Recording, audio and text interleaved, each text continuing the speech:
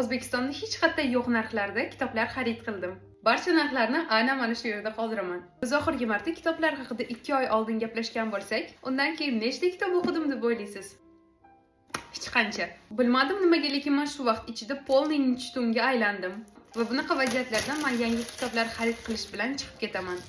Kitoblarga keladigan bo'lsak, men buni Wildberries platformasidan zakaz qildim, chunki u yerda original kitoblar juda ham arzon narxlarda. Birinchisi bu bizda Trend Books'dan Lady Brodiaga. Aynan shu kitobni men o'zimizda 110 mingga ko'rgandim va bilasizlarmi qanchaga men buni buyurtma berdim? Ikkinchisi ham aynan shu nashriyotdan Amur и Psixe, Lyubov и Kit. Menda juda ham ko'p klassika bo'lib ketgani uchun oddiy, oson, miyani og'ritmaydigan kitoblarni o'qigim keldi. Shu sababli mana shu novellalarni xarid qildim. Hali bularning podrobniy chiroyli rasmlarini Telegram kanalimda qoldiraman.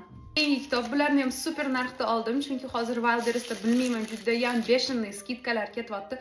Shu fursatdan foydalanib hammasini zakaz berib yubordim. Hali yana bir nechtasi kelyapti. Qaytgancha izohlarda yozib qoldiring. Sizda ham shunaqa holat bo'ladimi? Ya'ni o'qigingiz kelmaydimi va o'sha holatdan qanaqa chiqib ketasiz? Это очень красиво. Bu yerda lekin rasmlari bo'lishi kerak edi. Как я сказала. Va baribir klassikasiz turolmasdim. Bu bizda esa Emma. Mana sevimli Mif издательствомda shunchaki qarang, naskолько это красиво. Да, то что надо. Men bu xaridlarimdan judayam xursandman. Qaytgancha menga obuna bo'lib qo'yishni unutmang, chunki menda moda, kitoblar hamda beauty